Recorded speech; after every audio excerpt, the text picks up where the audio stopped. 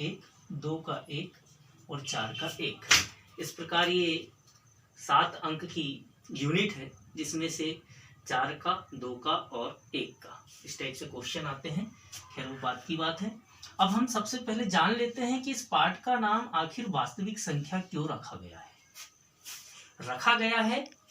तो हम देखते हैं कि परिमेय संख्याओं और अपरिमेय संख्याओं के समूह को हम क्या कहते हैं, वास्तविक संख्याएं कहते हैं। अब ये परिमेय संख्या, अपरिमेय संख्या आप लोगों ने 9th क्लास में पढ़ के आए हैं, फिर भी 10th में मैं एक्सरसाइज नंबर 1.3 और 1.4 में जब ये आएगा तो वहां पर आपको पूरी तरह से समझाऊंगा।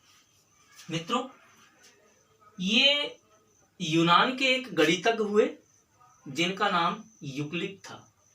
इन्होंने किसी समतल ज्यामिति का अध्ययन करने के लिए एक प्रमेय का विचारधारा के रूप में रखा, जिसका नाम इन्होंने दिया यूक्लिड विभाजन प्रमेय का। इसे हम एल्गोरिथम भी कहते हैं। आखिर ये यूक्लिड विभाजन प्रमेय का है क्या? तो इसे हम हल करने के लिए दो धनात्मक पूर्णांक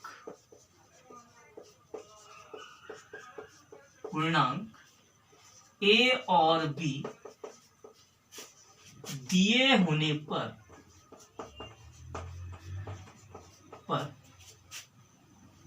ऐसी अद्वितीय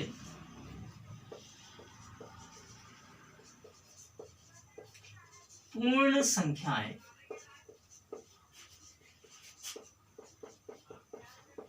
Q और R इस प्रकार विद्यमान हो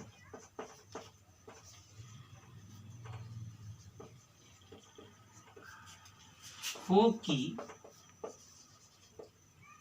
A बराबर BQ प्लस R 0 छोटा है बराबर है R के और R छोटा है B के, जहां पर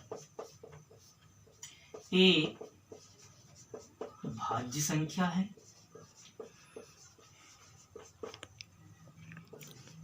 B भाजक है, Q भागफल है और R शेषफल है। फॉर एग्जाम्पल हम देखते हैं कि यहां पर R जो है या तो वो 0 के बराबर होगा या तो फिर B से छोटा होगा। कैसे? फॉर एग्जाम्पल हम देखते हैं कि 35 में हम 7 का भाग दें, तो जब हम 7 का भाग 35 में देंगे तो स्टूडेंट्स 7 का भाग 35 में देंगे तो कितने बार जाएगा? 7×35 और क्या बचा? 0। जहां बचता है उसे हम क्या कहते हैं? शेषफल। जितने बार भाग जाता है उसे हम कहते हैं भागफल। जिस संख्या का हम भाग दे रहे हैं उसे बोलते हैं भाजक, और जिस संख्या में हम भाग दे रहे हैं उसे बोलते हैं हम भाज्य। इस फार्मूले को हम इस रूप में समझेंगे कि 35 बराबर, अब यहां पर देखें कि B क्या है, हमने सूत्र में बताया है भाजक। अब भाजक यहां पर क्या है, उदाहरण के माध्यम से हम समझे तो 7 गुणित यहां पर Q क्या रखा है, हमने भागफल रखा है।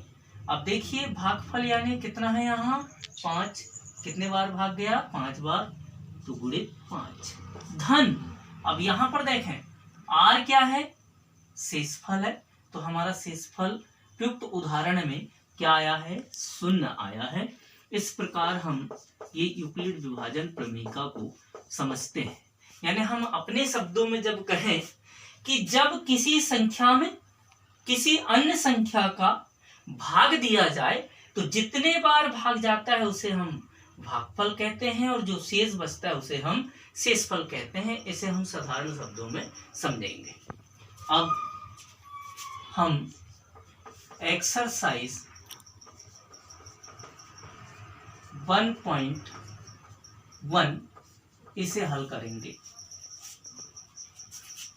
यूक्लिड विभाजन प्रमेय का अर्थात एल्गोरिथम का प्रयोग कीजिए। अब ये एक्सरसाइज नंबर 1.1 है। इसमें हम पहले सवाल को देखते हैं। सबसे पहले हम हल करते हैं सवाल को। जब हल करेंगे तो सबसे पहले हम क्या देखते हैं कि हमारा सवाल क्या है, 135 और 255। ये हमारे पास क्या है, सवाल है। तो चरण नंबर फर्स्ट में जब हम आएंगे तो हमको बोलना पड़ेगा कि चूंकि इस दोनों संख्याओं में देखो बड़ी संख्या कौन सी है, 225। तो 225 इज ग्रेटर देन 135। अब 135 और 225 में यूक्लिड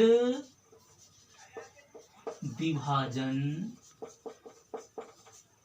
अब यहां देखो एल्गोरिथम बोला है तो हम एल्गोरिथम लिख देंगे। एल्गोरिथम का प्रयोग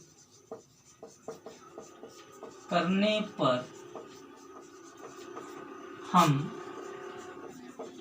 प्राप्त करते हैं। अब क्या प्राप्त करते हैं उसे जानने के लिए हम क्या करेंगे कि छोटी संख्या 135 है, बड़ी संख्या 225 है। तो बड़ी संख्या में हम 135 का भाग देंगे। कितने बार भाग जाएगा हमारा, एक बार जाएगा। कैसे पहचाने कि एक बार जाएगा, इस एक अंक को छोड़ दो, इधर भी एक अंक को छोड़ दो, इधर 13 बचा, इधर 22 बचा। अब 13 का भाग ऐसा दो कि 22 से ना बढ़े, तो 13 एक कम 13, 13 दूनी 26 हो जाएंगे, बढ़ जाएंगे, इसीलिए हम सिर्फ एक बार भाग देते हैं। तो 135 एकम 135 घटा दें, 0 2 के माने 12, 12 में से 3 गया तो 9, यहाँ कुछ नहीं बचा। अभी वीडियो में मैंने आपको बताया था कि जिस संख्या में भाग दिया जाए वो भाज्य है, जिसका भाग दिया जाए वह भाजक है, जितने बाहर भाग जाएगा वह भागफल है, और जो बचता है वह शेषफल है। तो इस तरह हम सबसे पहले ए लिखते थे, तो ए की जगह में हमको लिखना पड़ेगा 225 बराबर। अब भाजक क्या है यहाँ पर, 135। कितने बार भाग गया है, एक बार। और धन शेषफल कितना है यहाँ पर, 90। चरण दूसरा में आ जाते हैं हम। हमको लिखना पड़ेगा क्योंकि शेषफल, अब शेषफल क्या है हमने भाग देकर देखा, 90 किसके बराबर नहीं है, 0 के बराबर नहीं है। अब देखें दो नई चीजें बन गई। अब वो दो नई चीजें क्या है, 135 और 90। अब हम क्या करेंगे, 135 और 90 के लिए यूक्लिड विभाजन एल्गोरिथम का प्रयोग करने पर। अब फिर से देख लेते हैं कि यहां पर बड़ी संख्या कौन सी है, 135, और छोटी संख्या कितनी है, 90। तो जो बड़ी संख्या रहती है उसको हम पहले लिख देंगे, ये बराबर लिख दिया। भाग देकर देख लेते हैं, 90 का भाग दे देते हैं, 135 में देते हैं। फिर से देखें कितने बार भाग जाएगा, एक बार। तो इसलिए 90 कम 90 घटा देते हैं, 5 बचा। 3 से 9 घट नहीं सकता, इसलिए एक उधार यहां से ले लेते हैं, 13 हो जाता है। और 13 में से 9 गए तो कितना बचता है, 4। अब देखें भाजक क्या था, 90। कितनी बार भाग गया, एक बार। शेषफल कितना बच गया, 45। क्या शेषफल 0 आया, नहीं। जब तक 0 ना आए हमको ये चरण करते रहना होगा। तो हमने लिखा अगला चरण, चरण नंबर 3 यहां पर लिखेंगे। चूंकि शेषफल, अब शेषफल क्या है यहां पर, 45 नॉट इक्वल टू 0।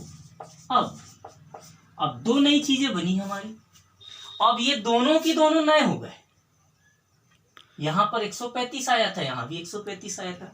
इसीलिए अब हम दोनों नई चीजें होंगी, इसलिए नए, अब देखो भाग देंगे हम 45 का, तो ये हो जाएगा भाजक, और भाज्य क्या हो जाएगा 90। तो नए भाज्य 90 और नए क्या है वो भाजक।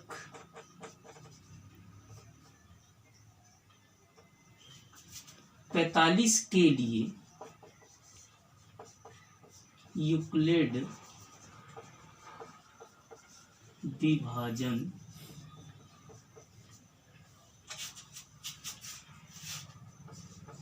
एल्गोरिथ्म का प्रयोग करने पर। तो अब इन दोनों संख्याओं में देखें, बड़ी कौन सी संख्या है 90, तो हम पहले 90 को लिख देते हैं। 90 बराबर कितने बार भाग जा रहा है, तो इसके लिए 45 का भाग देंगे, 90 में देंगे, कितने बार भाग जाएगा 2 बार जाएगा, इसीलिए 45 दूनी 90। अब देखो शेषफल क्या आ गया 0 आ गया, और किसका भाग देने पर आया 45 का। तो जिसका भाग देने पर 0 हो जाए तो वही महत्तम समापवर्तक अर्थात HCF हो जाता है। अब यहाँ पर लिख देंगे हम भाजक 45, कितने बार भाग गया 2 बार, और शेषफल कितना आ गया 0। चूंकि शेषफल क्या हो गया है भाई 0 हो गया है, अतः कितनी संख्या थी हमारी 135 और 225, 135 और 225 का HCF बराबर कितना होगा 45।